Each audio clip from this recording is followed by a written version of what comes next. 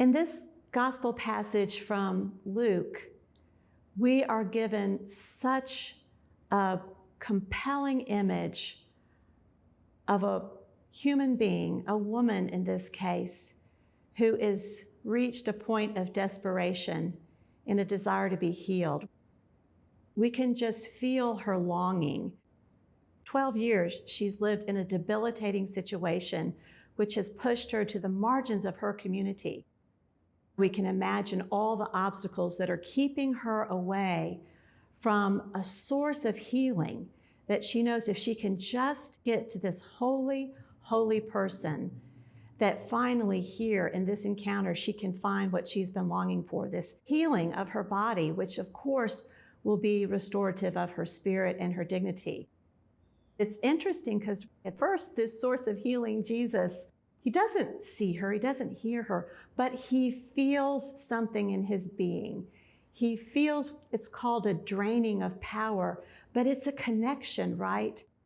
Jesus is accessible, and this woman has finally reached a place where she can be seen and healed and have her whole self embraced as a worthy child of God. So it's heartbreaking and heart-lifting at the same time, this source of healing that is Jesus in mind, body, and spirit.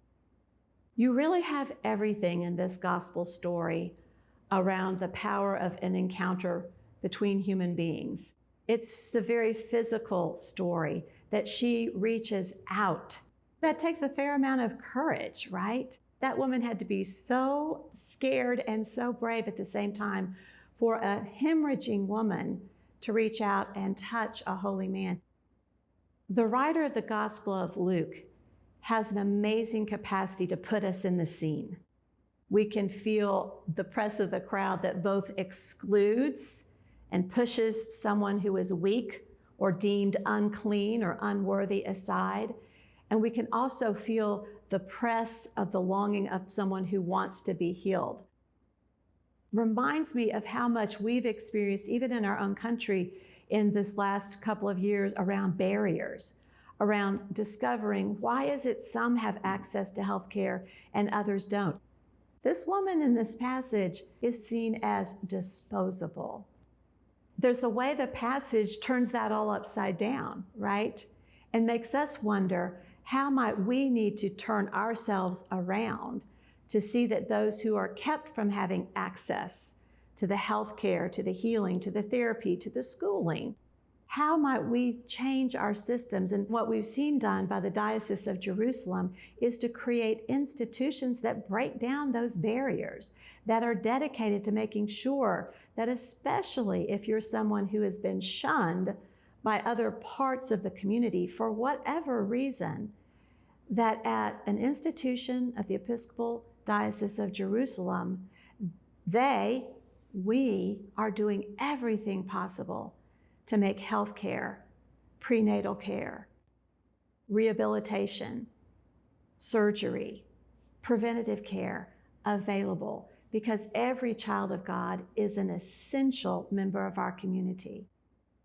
I'm always amazed at the perseverance and the courage of the staff. Not only does it take a lot to get yourself to one of these places, because Gaza is not an easy place to live. There are forces at work in anybody's life in any country that can try to keep us back from the places of healing. But what I'm really compelled by is the amazing strength of those who work in these institutions, who work under some pretty hard circumstances, and yet their love, their wisdom, their intelligence, their commitment. To me, it's an expression of the power of the Holy Spirit that they're renewed, that they are also, I think, touching that hem of Christ in ways that then let them be healers in their communities.